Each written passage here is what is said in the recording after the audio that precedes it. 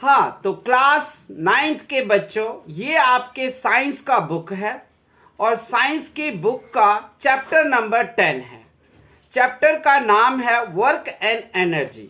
आप वर्क और एनर्जी का डेफिनेशन कई क्लास से सीखते हुए आ रहे होंगे। What is work?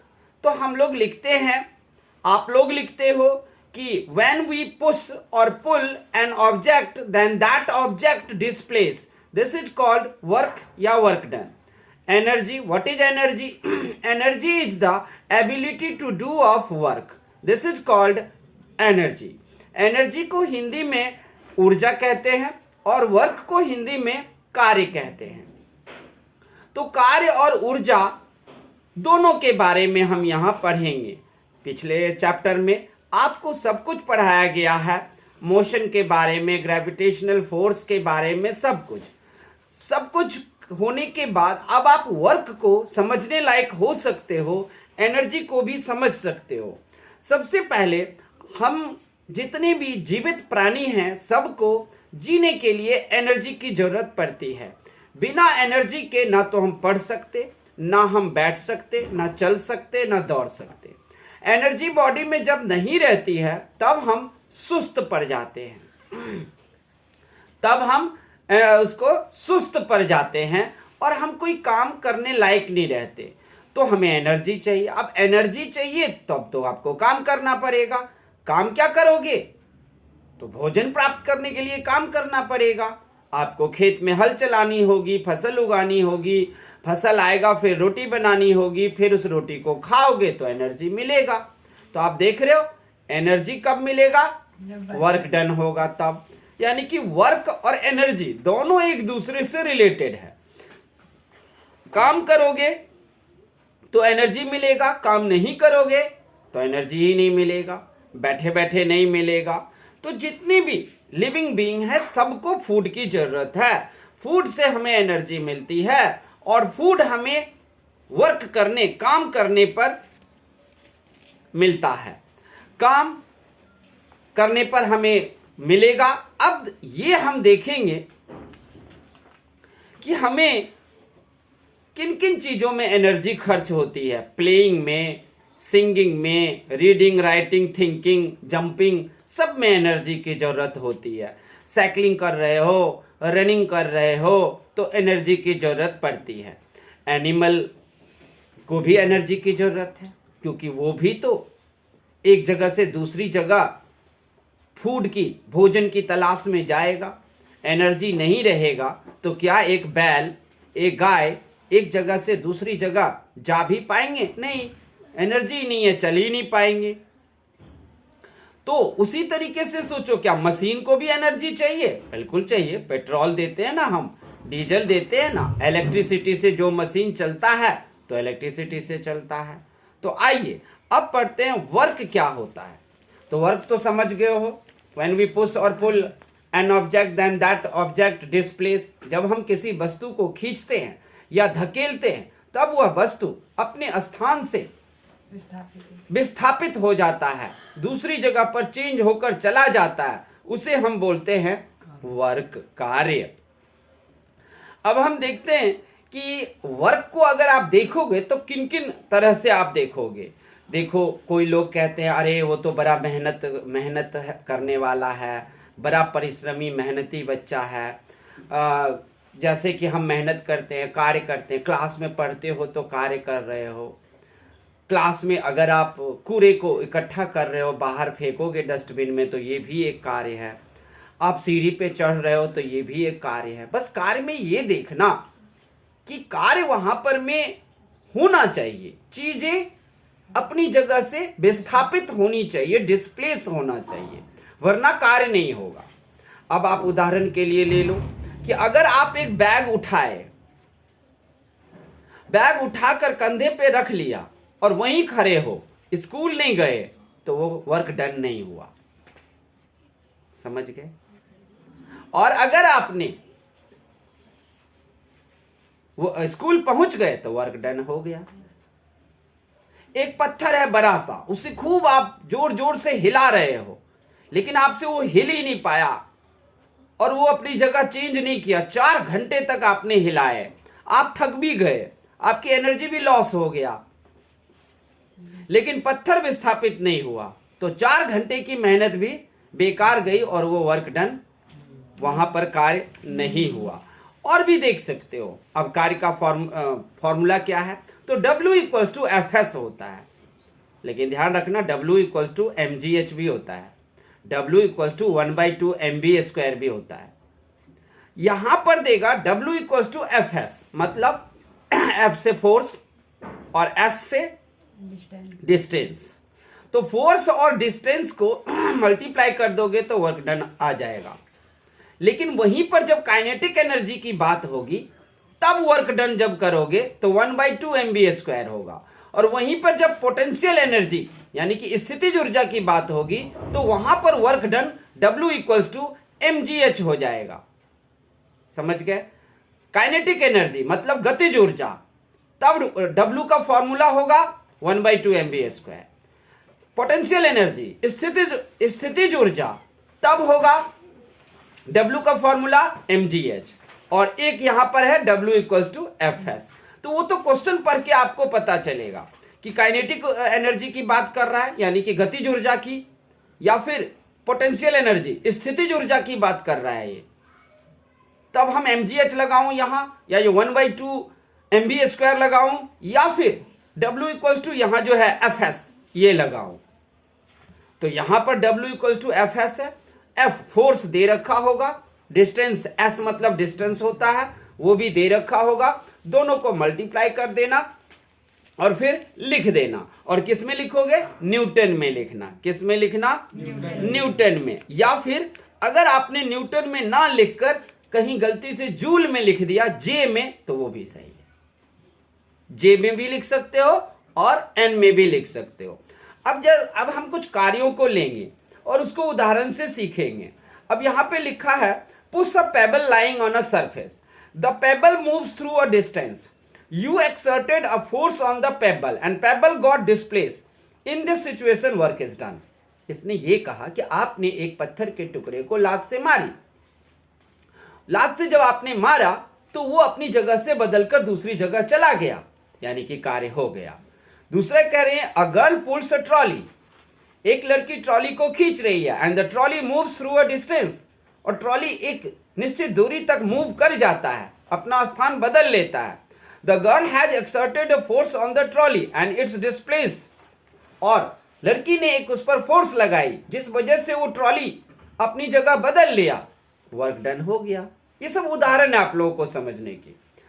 Lift a book through a height, एक किताब को एक निश्चित ऊंचाई तक उठाओ, to do this you must apply a force, ऐसा किताब उठाने के लिए आप क्या करोगे? एक वो लगाओगे, फोर्स तो लगाओगे ना, बिना फोर्स के तो किताब यहां तक नहीं उठा सकते आप बुक को। दिस बुक राइज अप, ये बुक उठ गया आपके फोर्स लगाने से। There is a force applied on the book, इस बुक पर एक फोर्स लगा और इस वजह से बुक क्या हो गया? मूव हो गया दूसरी जगह पे, तो वर्क इज डन, तो काम हो गया। A closer look at the above situation, ऊपर में जो ये 3 उदाहरण आपको दिए हैं उसमें कह रहे हैं कि अब तीनों उदाहरण को एक क्लोजर लुक से देखो, सही से देखो। सब पे क्या हुआ था? वर्क डन हुआ था, और सब पे क्या हुआ था? जगह चेंज हुआ था, जिसकी वजह से वर्क डन हो गया था। अब आपको कुछ न्यूमेरिकल क्वेश्चन है, आप लोग इसे भी कर सकते हो। अब बारी आई व्हाट इज एनर्जी।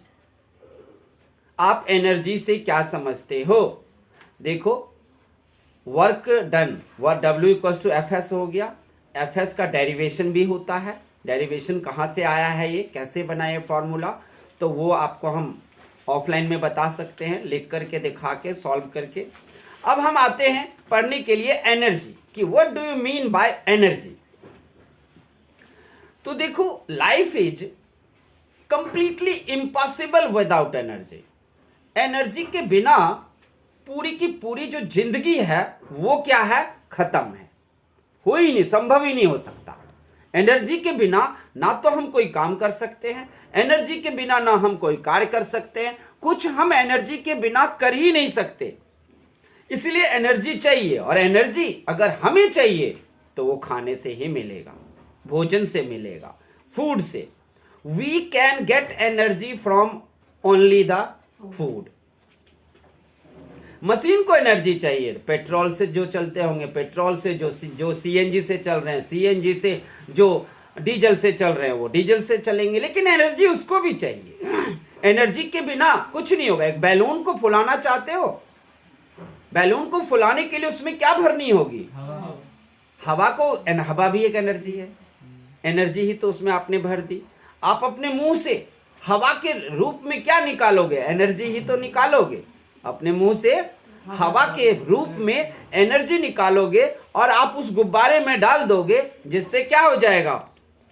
गुब्बारा फूल जाएगा। तो एनर्जी का डेफिनेशन भी आपको मैंने बता दिया। Energy is the ability to do of work, this is called energy.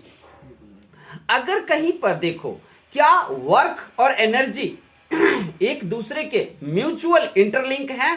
हाँ, energy and work are interlink mutually. ये दोनों एक दूसरे से इंटरलिंक है। कैसे इंटरलिंक है एक दूसरे से ये दोनों? क्योंकि एनर्जी नहीं होगा तो क्या वर्क डन होगा? जब एकदम थक के आप निहाल हो जाओगे और तब भी आपसे कोई काम करवाए कि ईंट ढो दो, सीमेंट की भरी हुई बोरी ढो दो, तो आप ढो दोगे?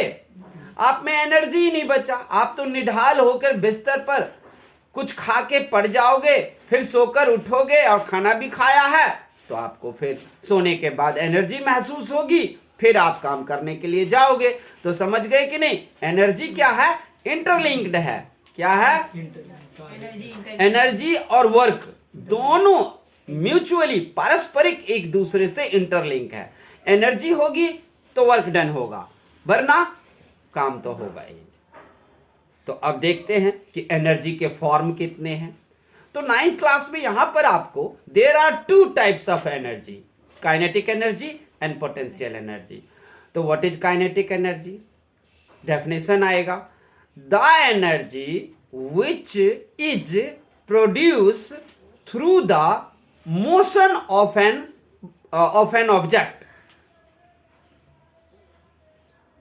What is kinetic energy? Kinetic energy is the energy which is produced through the motion of an object. किसी वस्तु के गति के कारण उत्पन्न ऊर्जा को हम गतिज ऊर्जा कहते हैं। अब दूसरा है potential energy. What is potential energy? Potential energy is the energy which is produce through the stability of an object. किसी वस्तु के स्थिति यानी कि विरामावस्था में होने के कारण उत्पन्न एनर्जी को स्थितिज ऊर्जा कहते हैं। स्थितिज ऊर्जा, पोटेंशियल का हिंदी है स्थितिज ऊर्जा। तो स्थितिज ऊर्जा किसे कहते हैं? स्थितिज ऊर्जा हम जब कोई ऊर्जा उस वस्तु की स्थिरता के कारण उत्पन्न होती है तो उसको हम स्थितिज ऊर्जा कहते हैं। अब आएगा काइनेटिक एनर्जी, गतिज ऊर्जा। उसका फॉर्मूला क्या है? तो लिखना EK इक्वल्स टू 1/2 mv²। आपके बुक में लिखा हुआ है EK equals to 1/2 mv²। E से क्या हुआ? एनर्जी। K से क्या हुआ? काइनेटिक। और 1/2 mv²। M का मतलब मास और V का मतलब वेलोसिटी। कभी कभी वेलोसिटी नहीं देगा ना आपको, तो उससे निकाल लेना। v² minus u² equals to 2as formula होता है ना, या फिर s equals to ut plus half at² formula होता है ना, इसमें से आप v निकाल लेना। वो क्वेश्चन पर डिपेंड करेगा कि आपको यहाँ v कैसे निकालना है, वेलोसिटी कैसे निकालना है। देखो एक जगह लिखा हुआ है EK इक्वल्स टू 1/2 mv², और दूसरी जगह देखो क्या लिखा है W इक्वल्स टू 1/2 mv²। क्या दोनों बात बराबर ही है? हाँ। अगर वो पूछेगा काम कितना हुआ तब लिखना W इक्वल्स टू 1/2 mv², और अगर पूछेगा टोटल एनर्जी कितना यूज हुआ तब EK लिख देना, W की जगह EK लिख देना। 1/2 mv² सेम ही रहेगा, चाहे आप W लिखो या EK लिखो। उसी तरह पोटेंशियल एनर्जी की फॉर्मूला देख लो, W इक्वल्स टू mgh है और EP इक्वल्स टू कौन सा? EP इक्वल्स टू भी mgh ही होगा। तो W लिख लो या EP लिख लो, क्या हो जाएगा, एक ही बात है। काम कंप्लीट हो गया, वर्क डन, तो भी mgh। और EP आएगा जिसमें एनर्जी, पोटेंशियल एनर्जी कितना यूज हुआ, तो वहां भी फिर निकालो कितना हुआ वो भी। अब काइनेटिक एनर्जी और पोटेंशियल एनर्जी के कुछ डेफिनेशन देख लो। एक पहिया घूम रहा है और उस वजह से वस्तु डिस्प्लेस हो रहा है, तो ये काइनेटिक एनर्जी में है ना। एक व्हील, ट्रक का, ट्रैक्टर का, साइकिल का, कोई भी, आप चल रहे हो, तो चल रहे हो तब आपके अंदर क्या है, काइनेटिक एनर्जी बन रही है चलने के कारण। लेकिन पोटेंशियल एनर्जी का एग्जाम्पल क्या दोगे, पोटेंशियल एनर्जी का एग्जाम्पल देना कि आप अपने कंधे पर में एक चावल की बोरी रखे हुए हो, एक चावल की बोरी रखे हुए हो, और उसको रख करके और एक उसमें बैठ गए हो, किसमें, रिक्शे में बैठ गए हो, और बोरी कंधे पे ही है, तो ये पोटेंशियल एनर्जी में है। स्थितिज ऊर्जा के कारण वो आपने उस बोरी को रखे हुए। आप चुपचाप बैठकर पढ़ रहे हो, तो आप बैठे क्यों हो, स्थितिज ऊर्जा के कारण बैठे हुए हो, वरना आप बैठ नहीं पाओगे, नीचे गिर जाओगे। समझ रहे बात को। तो बैठना, कंधे पर बोरी, चावल का बोरी लेकर चलोगे तो गतिज में हो गए। और अगर लिफ्ट में खड़े हो आप, लिफ्ट में, और तब आपके कंधे के ऊपर चावल की बोरी है, तो हो गए आप स्थितिज ऊर्जा में, पोटेंशियल एनर्जी में। ऐसे ही आपको ढेर सारे एग्जाम्पल सीखने हैं। अब आगे है law of conservation of energy. आप तो जानते ही हो law of conservation of energy. Energy के बारे में एक और चीज आप लोग जानते हो, energy can not be destroy, can not be created. Mass की तरह ही, mass can not be destroy, mass can not be created. वैसे ही एनर्जी ना तो डिस्ट्रॉय हो सकता है ना कुछ।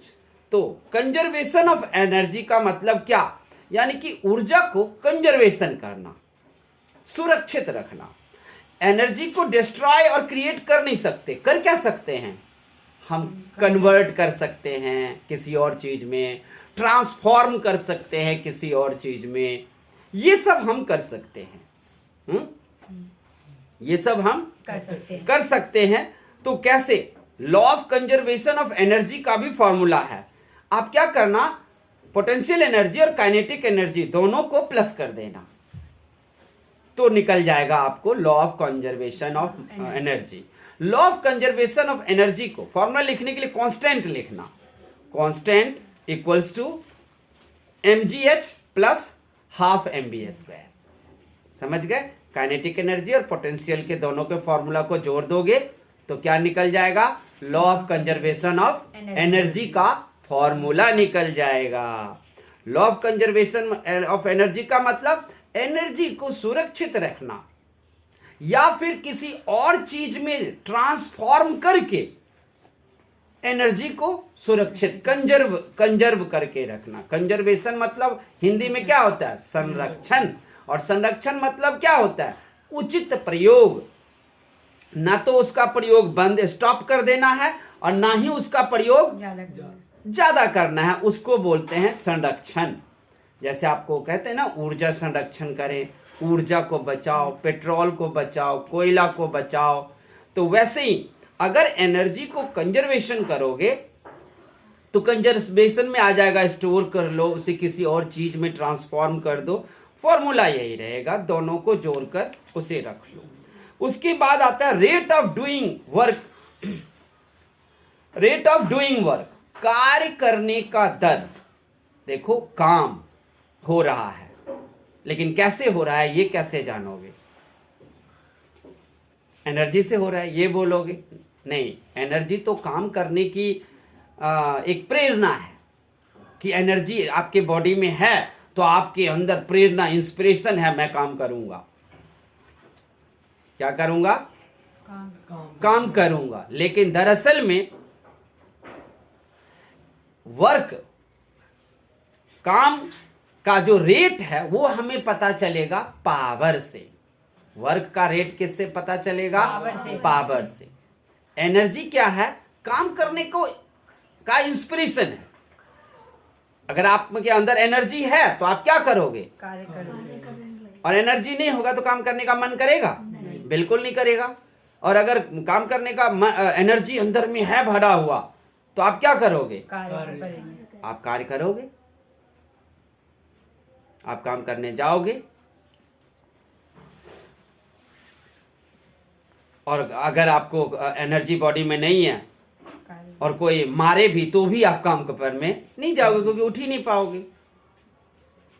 तो अब वर्क का रेट क्या है? तो वर्क का रेट समझना है तो एनर्जी से नहीं, वो इंस्पिरेशन है पावर से समझेंगे। किससे समझेंगे? पावर। हाँ, तो what is power? Rate of doing work is called power. क्या बोलेंगे? Rate of doing work is called power. फिर पावर का तो फॉर्मूला भी होगा, जैसे वर्क डब्ल्यू का था ना, एफएस। ई के और ईपी का भी फॉर्मूला था ना, 1/2 mv² mgh। अब आएगा पावर का फॉर्मूला। पावर का फॉर्मूला होता है वर्क अपॉन में टी।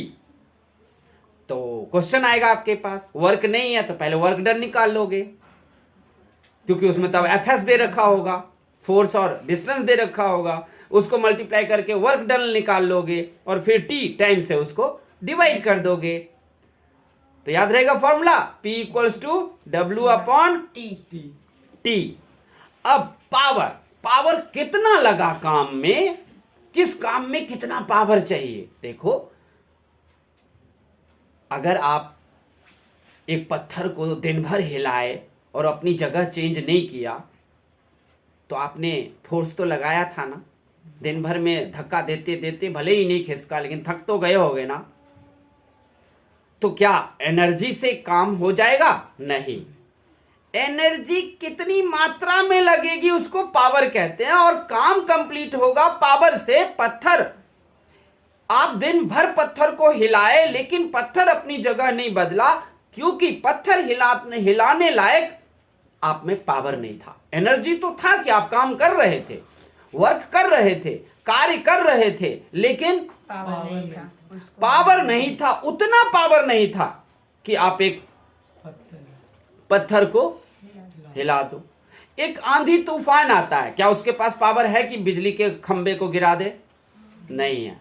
लेकिन अगर साइक्लोन आ जाए, चक्रवात आ जाए, तो वो बिजली के खंबे को तोड़ देगा, क्योंकि साइक्लोन में पावर क्या है? ज्यादा है। और जो आंधी तूफान जनरल सी आती है उसमें है पावर। वो कोई आपका दुकान का बोर्ड उड़ा देगा, टीन छप्पर जो नट बोल्ट से नहीं कसा है तो उड़ा देगा। लेकिन अगर साइक्लोन आया ना, तो टीन का छप्पर नट बोल्ट से कसा हो तो भी वो उसे उड़ा देगा। एक साइक्लोन बरगद और पीपल के पेड़ को उखाड़ सकता है, लेकिन सिंपल सा जो हमारे निजी जिंदगी में बरसात के टाइम में जो आंधी तूफान आता है वो नहीं उखाड़ सकता है। समझ रहे हैं बात को? पावर को अब किस में मापेंगे? तो किलोवाट में मापते हैं पावर को। किस में मापते हैं? किलोवाट में। और उसको आप जूल मीटर पर सेकेंड में लिखना। किस में लिखना? जूल मीटर पर। हाँ, अगर डब्ल्यू में भी लिख दिया वॉट में तो वो भी चलेगा। यहां वॉट का मतलब बच्चों वर्क डन नहीं है ना। वॉट का मतलब जैसे 1000 किलोवाट, 2000 किलोवाट, है ना, ये सब है।